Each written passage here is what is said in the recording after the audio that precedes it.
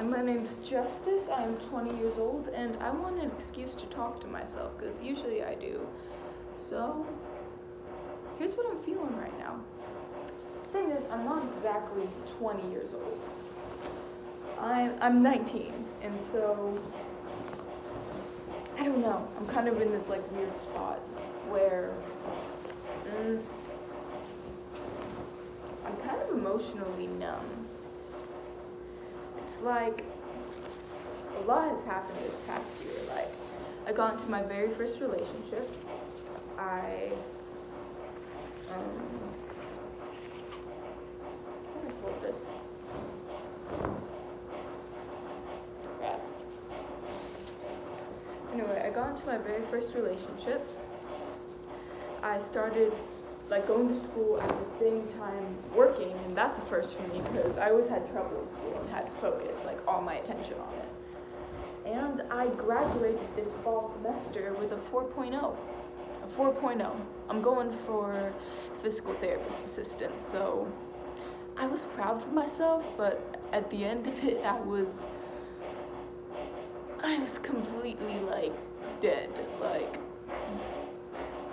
I don't know. I worked so hard, and I'm at the point where I can't remember why I did.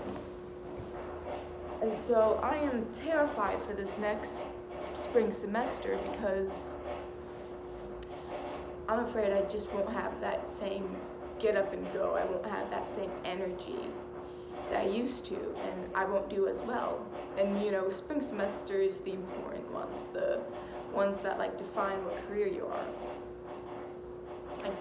Define your path, pretty much.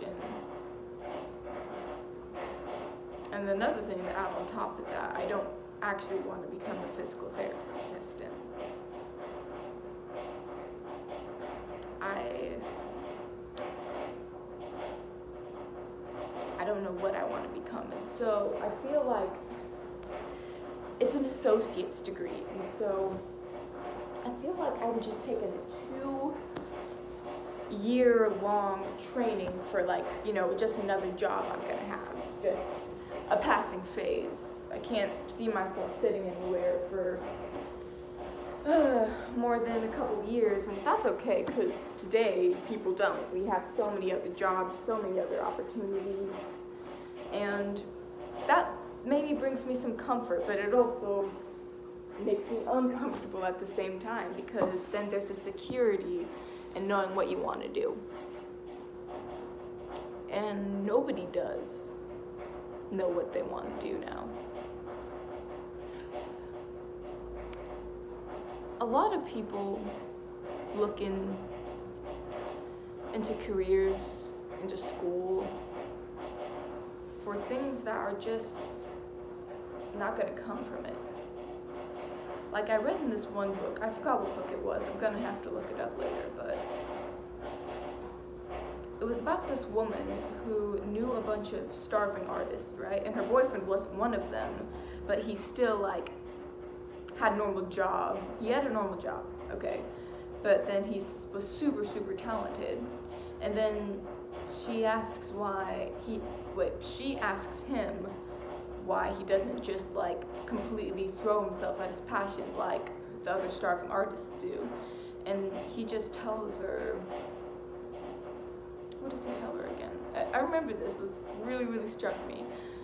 He tells her that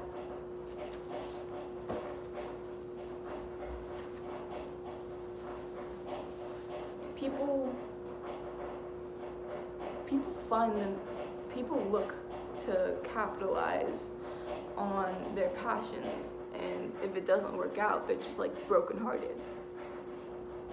And he says, I am not my career.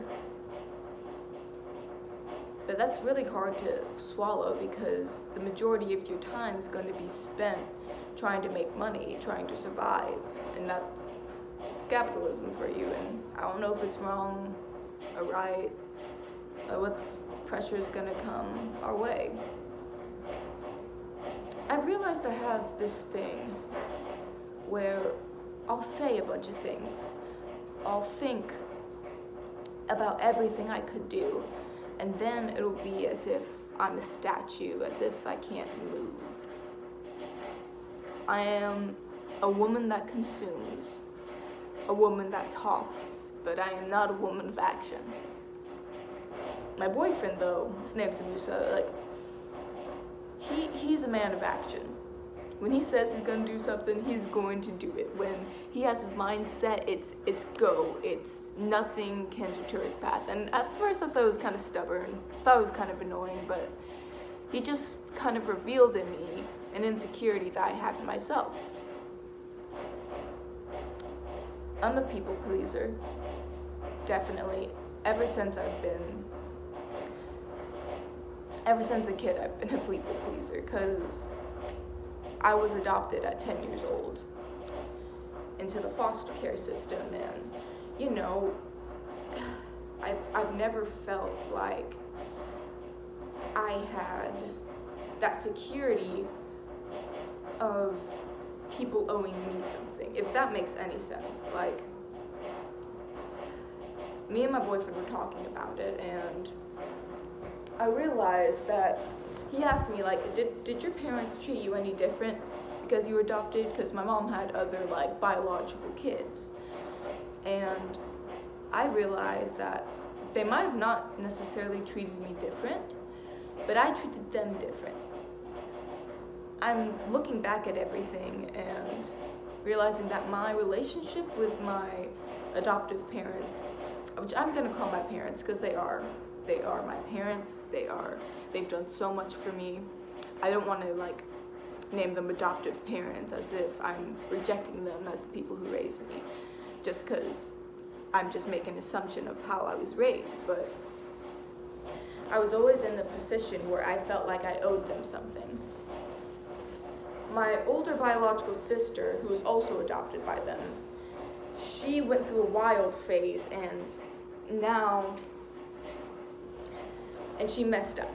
And so when she finally moved out, a lot of pressure was put on me not to mess up. And so, I don't know, I felt like the gauntlet, I have 3 younger siblings that are the biological children of the parents that adopted me. I'm sorry, the story's kind of coming all together around me, but I felt like the gauntlet of the oldest child was, like, passed right over me to, like, the oldest biological child. And I let that happen because, you know, I had maybe the personality of a middle child, and I didn't want to make any waves. They literally tell you that do not adopt children that are older than your biological children, because then there will be issues. And I knew if I were to be stubborn, I don't know, maybe stand up for myself a little bit, that maybe it would cause issues. I don't know. But my younger sister, I always gave her the front seat. I was always kind of submissive. I was the peacemaker. I was the glue. Meaning, I didn't have a status. I wasn't the lowest, but I was somewhere in the air and in between. And then the space in between is invisible. And so I was invisible, but at the same time I stuck out like a sore thumb. Mostly because, like, you know, I was a mixed girl adopted by a full white family. Family reunions were very interesting.